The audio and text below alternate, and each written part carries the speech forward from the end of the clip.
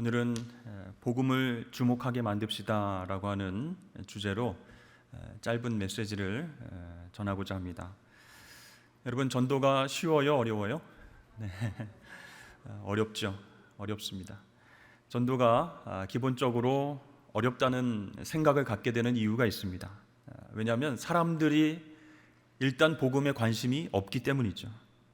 또 기독교에 대해서 긍정적이고 좋아하는 마음을 갖고 있을까요? 적대적인 마음을 갖고 있습니다. 또 기본적으로 복음, 구원, 천국, 지옥, 그런 복음의 문화에 대한 이해가 없습니다. 그런 전 이해도 없고 관심이 없는 분들에게 예수 그리스도를 이야기하고 복음의 진리를 전하는 게 쉽지만은 않다는 것이죠. 그래서 우리는요, 쉽게 생각하면 안 돼요. 사람들이 교회만 오면 신앙을, 믿음을 긍정적으로 받아들일 것이다, 이렇게 생각해서는 안 된다는 것이죠. 물론 우리가 성령의 역사를 기대하면서 그 영혼이 교회에 와서 예배를 드리고 말씀을 들을 때 강권적으로 역사해 주시면 그 마음이 활짝 열릴 수 있지만, 교회만 오면 모든 것이 해결된다, 와서 일단 앉으면 신앙을 긍정적으로 받아들일 수 있다, 또 복음의 진리를, 설교의 메시지를 들으면 그 순간 완전히 변할 수 있다라고 생각하는 것은 굉장히 좀 힘든 생각이라고 할 수 있어요. 왜냐하면요, 많은 사람들이 대부분 기본적인 신앙의 모습조차 없기 때문입니다. 성경과 교리, 그것에 근거한 복음이 제시되면 분명히 될 것이다 라고 하는 생각은 어떻게 보면 착각일 수 있어요. 왜냐하면 이 복음을 알지 못하는 사람들, 대부분의 세상 사람들은 세상을 지배하는 문화에 너무 익숙해져 있기 때문에 우리가 그렇게 노력을 하면 할수록 더 적대감을 키워갑니다. 교회에 대해서, 기독교에 대해서, 복음에 대해서. 참 어렵죠. 근데 요즘 사람들만 그런 것이 아니고 우리 성경에 보면 교회가 부흥하고 폭발적으로 성장했던 초대교회 시대에도 사정은 마찬가지였다라는 것이에요. 그럼에도 불구하고 왜 초대교회는, 부흥의 시기에는 그런 놀라운 역사가 일어났을까? 바로 복음의 역동성을 경험하고 승리했기 때문이다라는 것이죠. 그래서 오늘날 우리가 전도하는 데 있어서 전략이 필요하다라는 것입니다. 복음의 진리를 우리가 갖고 있는데 그것을 어떻게 효과적으로 전할 수 있을까?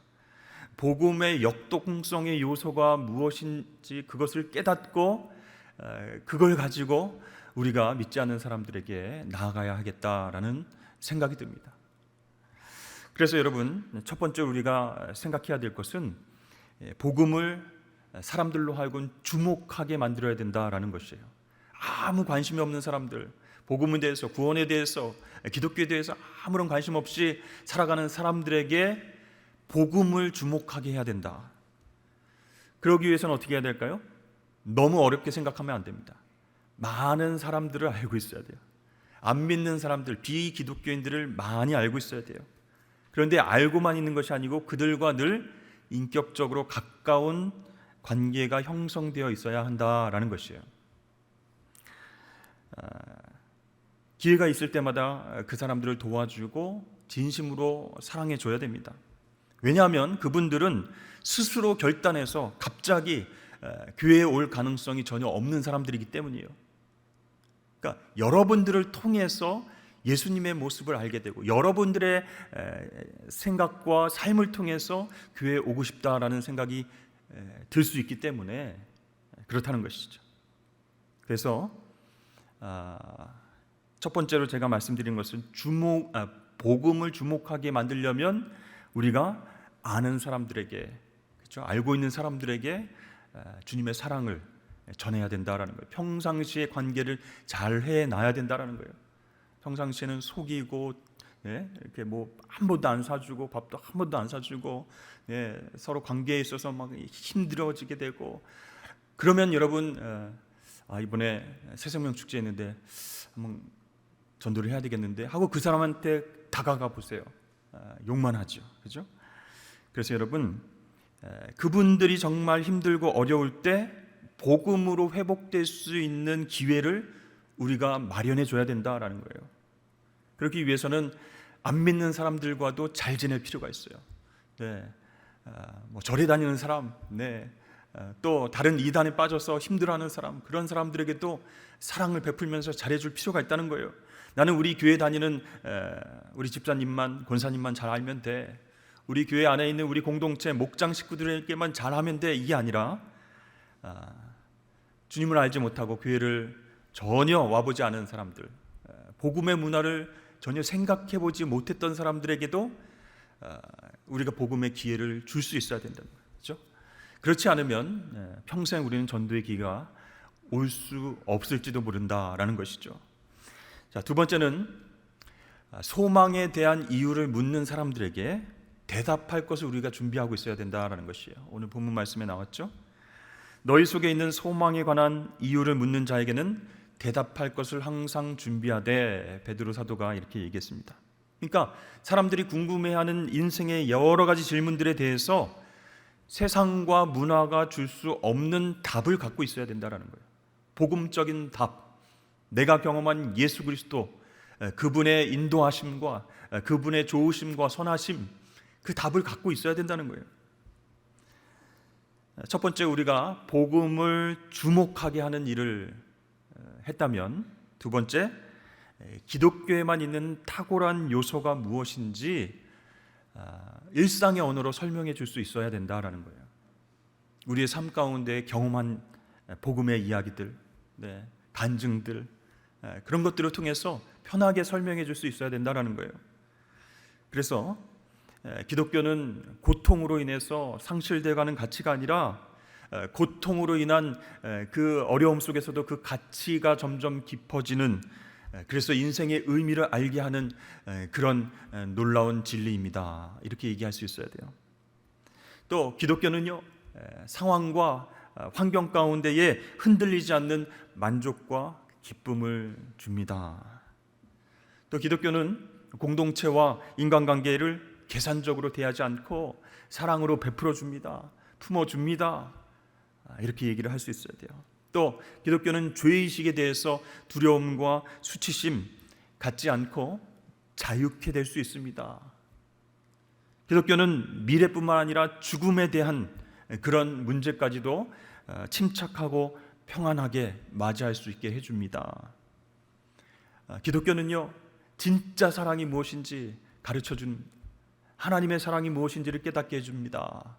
이렇게 많은 사람들이 소망의 이유에 대해서 물어보면은 대답할 그런 어떤 이야기들을 갖고 있어야 된다는 것이죠. 사람들이 많은 부분들에 대해서 궁금해할 수 있습니다. 그것을 우리가 체험한 진리, 우리가 소중히 여기는 진리로 어떻게 대답해야 될 것인가. 그래서 여러분 스스로 구원하려고 노력해도 그것은 정말로 불가능한 일입니다. 우리 노력이 아니라 예수 그리스도를 통해서 우리는 구원받을 수 있습니다 라고 이제 초점이 예수님께로 맞춰져야 된다는 것이죠. 마이클 그린이라고 하는 분은요, 초대교회가 수행한 복음 전도의 80% 이상은 목회자나 전도자가 아니라 일반 성도에 의해서 이루어졌다, 이렇게 말하고 있습니다. 이거는 목회자와 전도자가 사명을 게을르게 했다, 그런 얘기가 아니에요. 평범한 성도들이 자기와 관계 맺고 있는 친척과 이웃과 안 믿는 사람들에게 자신의 믿음을 설명하고 복음의 진리를 설명하고 또 삶으로 보여줌으로써 복음의 역동성을 경험했다라는 거예요. 그렇죠? 유대인들의 핍박과 로마 제국의 핍박과 정말 예수가 주라고 고백하는 것이 정말 어려운 그 시대, 초대교회 시대에도 그 복음의 역동성이 살아나니까 놀라운 부흥과 성장의 역사가 있었다라는 것이죠. 따라서 여러분, 우리들도 이 시대 가운데 복음에 대해서 주목하게 하고 매력을 느끼게 하려면 우리들이 먼저, 여러분들이 먼저 선교지향적으로 살아야 된다라는 것이죠. 그리고 교회와 목회자는 무엇을 해야 될까요? 복음에 대한 이야기를, 복음에 대한 진리를, 복음에 대한 문화를 익숙하게 꺼내 쓸 수 있는 도구와 자원을 제공해 줘야 된다라는 것이죠. 그래서 우리 교회는 봄에도 우리가 새생명 축제를 했지만 가을에는 전도 세미나를 통해서 어떻게 하면 이 복음을 효과적으로 우리가 전할 수 있을까? 나는 말주변이 없는데, 나는 복음에 대한 지식과 성경에 대한 지식이 없는데, 이렇게 고민하고 힘들어하는 여러분들에게 정말로 효과적으로 복음을 전달할 수 있는 그런 도구를 제공해 드리려고 합니다.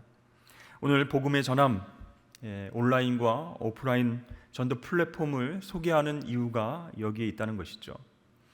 사람들로 하여금 복음에 집중하게 하고 그 복음이 과연 어떤 능력이 있는가 체험할 수 있게 하는 그런 어떤 출발점이 될 것이다 라는 저는 그렇게 믿고 있습니다.